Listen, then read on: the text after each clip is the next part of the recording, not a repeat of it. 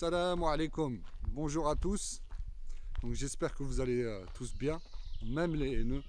Décidément, je suis encore de bonne humeur. Et pour les personnes bien, parce qu'il n'y a pas que des haineux, heureusement. Donc pour les abonnés ou les personnes qui passent par là et qui ont un bon fond, je voulais vous dire, surtout à ceux qui me suivent, que je suis bien rentré en France il y a 2 semaines, bientôt. Et j'ai passé un séjour de 3 semaines au Maroc qui s'est bien passé dans l'ensemble. Assez fatigant, mais bon. Quand on bouge beaucoup, c'est normal. J'aurais pu faire comme d'autres font, hein, et rester sur un transat allongé au soleil, près d'une piscine ou près de la plage. Mais voilà, là j'avais des choses à faire et j'avais des gens à voir. Et j'avais ce besoin de renouer avec la terre ancestrale, donc il fallait que je bouge. Et c'est vraiment une chose que je devais faire et je suis content de l'avoir faite. Et donc je remercie le Très-Haut, hein, de m'avoir permis de le faire. Et donc je voulais revenir sur un sujet, hein, les fameux haineux. Donc certains d'entre eux qui répètent depuis pas mal d'années, hein, des choses à mon sujet, notamment le fait que soi-disant d'après eux je serais interdit du Maroc. Donc ont toujours bien fait rire cela. Donc vous voyez, quand je suis arrivé au Maroc, quelques jours après mon arrivée, lors de la première semaine, j'ai tenu à faire un live. Même si j'ai pas parlé de ce sujet là durant ce live, c'était pour 2 raisons en fait. C'était pour faire un live, ça faisait longtemps déjà, puis montrer aux gens que j'étais bien au Maroc, etc. Ceux qui me suivent, pareil. Et du coup, c'était aussi pour répondre à ces haineux qui, depuis pas mal d'années, me disent « Ouais, t'es interdit du Maroc, tu vas voir, bouteille dans le tatata, etc. » Bref, des choses immondes quand on se prétend musulman et marocain aussi, même si on se demande ce qu'ils sont réellement. Mais bref. Et donc j'ai tenu à faire ce live pour les avertir, pour leur dire voilà. C'était ma manière de leur dire à l'aller j'ai rien eu. Et vous avez encore un peu de temps, j'y suis encore. Donc activez vos contacts. Apparemment vous avez le bras long et faites le nécessaire pour qu'au retour au moins je sois arrêté, hein, d'après eux. Hein, parce que d'après eux je serais un anti-roi, un mercenaire, un Algérien même, j'ai tout entendu comme connerie. Voilà, limite un terroriste quoi, à 2 doigts de me la sortir. Donc voilà, tout ça parce que je suis un franco-marocain avec un état d'esprit qui est le mien, c'est-à-dire j'ai toujours eu un esprit critique. C'est ce qu'on m'a enseigné à l'école, c'est ce que des personnes de ma famille m'ont enseigné, c'est ce que des gens que j'ai pu croiser m'ont enseigné, c'est ce que j'ai tiré de mes propres expériences dans la vie. C'est ce que j'ai tiré aussi de certains bouquins que j'ai pu lire. Bref, j'ai toujours été comme ça et je compte pas changer. Pas sur ce point en tout cas, parce que je considère que c'est important. Et donc ça a toujours gêné des guignols qui pensent que voilà, parce qu'on est marocain, on doit absolument croire en tout ce qui se dit. Et on doit absolument accepter tout ce qui peut se faire. Bah non, voilà. C'est pas comme ça que ça marche. On est des êtres humains. Allah il nous a créés différents. Si vous étiez musulman, vous devriez le savoir. Donc on peut pas être d'accord sur tout. Maintenant, effectivement, il y a des limites. Mais moi, j'ai été au Maroc en disant Bismillah et en n'ayant crainte de rien, parce que même si bien sûr, il y a toujours une petite appréhension vu que les injustices dans ce bas monde ça existe. Mais voilà, vu que j'ai toujours eu des bonnes intentions, que j'ai toujours prouvé quand même j'étais quelqu'un qui aimait son pays et que c'était pas des blagues. Et je me suis même battu pour mon pays et je le referai encore. Et si c'était à refaire. Et donc voilà, je me suis toujours dit que il fallait que j'y aille les yeux fermés et qu'il se passera ce qui se passera. Voilà, j'avais absolument pas peur de ces guignols. Parce que je savais que voilà, 99,9% de chances qu'ils racontent que de la merde, tout simplement. Et c'était le cas, voilà. Donc voilà pourquoi j'ai fait ce live quand je suis arrivé au Maroc, même si j'en ai pas touché un mot lors de ce live.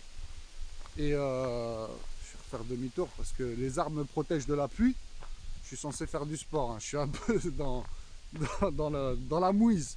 Mais bref, c'est pas grave, on va pas fondre, on n'est pas fait en sucre. Donc ouais, voilà, en gros, je reprends le fil, hein. Voilà, j'ai toujours su que c'était des guignols et c'était ma manière de leur répondre. Et aujourd'hui, maintenant que je suis rentré, hein, vu qu'à l'aller, peut-être, ils m'avaient oublié, mais au retour, ils n'ont pas pu m'oublier, que ces guignols me suivent comme mon ombre, je le sais très bien. Donc voilà, je voulais juste rappeler à ces guignols leur place de guignols. Voilà, parce qu'il y en a, à les écouter, ils se prenaient pour des, des gens qui ont le bras long ou des inspecteurs gadgets du Maroc, alors que c'est des franco-marocains, c'est des rebeux de cité ou des alentours généralement, ou c'est des vieux Marocains du Maroc. Enfin, quand je dis vieux, c'est pas l'âge, hein. Voilà, vous avez compris, c'est des Marocains en plastique, quoi, des maracas, comme disent les chers voisins de l'Est. Et donc voilà. Et d'ailleurs, même les Israéliens répétaient leurs conneries, hein. Un petit clin d'œil à un petit Israélien qui disait partout que j'étais interdit du Maroc. Ben voilà. J'ai été au Maroc, j'en suis sorti indemne et je compte bien y retourner. Pourquoi pas. Un de ces quatre, Inch'Allah. Et voilà, c'était juste pour vous fermer vos clapets, vos clapes merde. Je savais que vous racontez que de la merde. Et bah, j'ai eu l'occasion de le prouver, hein. J'aurais pu à l'époque, hein, sauter, ça fait pas mal d'années que ces choses-là se disaient. J'aurais pu sauter dans le premier avion et y aller beaucoup plus tôt, mais je n'ai rien à prouver. Voilà. Donc j'y étais quand j'avais envie d'y aller. J'avais envie d'y aller juste avant le Covid. J'avais prévu le voyage, mais ça n'a pas pu se faire parce que voilà, pas de picousse pour moi. Non merci. Donc voilà.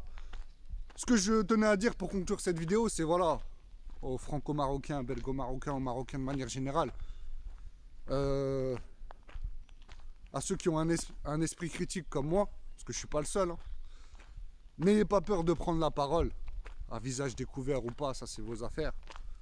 En tout cas, n'ayez pas peur de critiquer, pas pour faire le rebelle. Moi j'ai jamais été comme ça m'intéresse pas. De vouloir paraître en critique. Moi voilà, j'ai toujours critiqué pour amener à une prise de conscience et pour faire évoluer les mentalités. Je n'ai pas la prétention de pouvoir changer quoi que ce soit, mais voilà, on sait jamais, les montagnes sont faites de petites pierres comme on dit, n'est-ce pas? Donc voilà, en tout cas ce que je voulais vous dire, c'est que si vous avez des choses à dire, et si c'est des critiques bien sûr constructives, hein, pas des insultes ou quoi que ce soit, eh bien n'hésitez pas à les dire. Que vous parliez des politiciens ou de la politique de manière générale ou du peuple, etc. N'hésitez pas à les dire, n'ayez crainte. Des petits guignols du net qui sont là pour... bah, soit parce que c'est... Voilà, qui sont là, en fait, ils sont là pour nous diaboliser et tenter de nous faire peur. Tenter de nous faire taire surtout. Et ils le font généralement pour diverses raisons. Soit parce que c'est des fils à papa dans le système, hein, système marocain en l'occurrence, et donc ça les arrange qu'on se taise, ou soit parce que ils veulent faire les intéressants tout simplement. Voilà, moi à l'époque par exemple ma chaîne fonctionnait plutôt bien, et donc c'était aussi par jalousie j'imagine. C'était pour attirer la lumière vers eux en trouvant quelque chose de croustillant à dire. Mais bref, les gens les plus intelligents ont toujours su que c'était des guignols. Et les guignols comme eux les ont suivis. Mais bon. Qui se ressemblent s'assemblent comme on dit. Donc pas de souci. J'ai jamais eu de problème avec ça. Voilà. En tout cas, voilà, ne laissez personne vous dire comment vous devez penser, ce que vous devez penser, et ce que vous devez aimer ou pas. Et dites les choses. Vraiment, faut pas vous laisser intimider par quoi que ce soit et qui que ce soit. Et voilà. Et quand vous avez de bonnes intentions, si vous êtes croyant, Allah est là pour la protection. Il suffit de lui demander, tout simplement. Et donc voilà, hein. Demain il peut se passer ce qui se passera. Moi j'ai toujours eu une bonne intention, des bonnes intentions. Donc je continuerai à avoir cet état d'esprit qui est le mien, hein, avec mon esprit critique. Et tant pis si ça gêne ces guignols qui pensent que voilà, on doit absolument tout boire de la propagande de tel ou tel État. Parce que tous les États sont un petit peu pareils, hein, là-dessus. Ils ont leur propagande officielle. Et on n'est pas obligé de tout gober. Voilà. Il y a du vrai, il y a aussi du faux, ou des vérités, disons, un petit peu maquillées. Donc voilà. Prenez soin de vous. Je vais arriver. Et à la prochaine pour une prochaine vidéo. Quand je ne sais pas, on verra, Inch'Allah. Maintenant, je fais les choses au feeling. Et je me prends plus la tête. Voilà. Salam alaikum. Prenez soin de vous. Salam.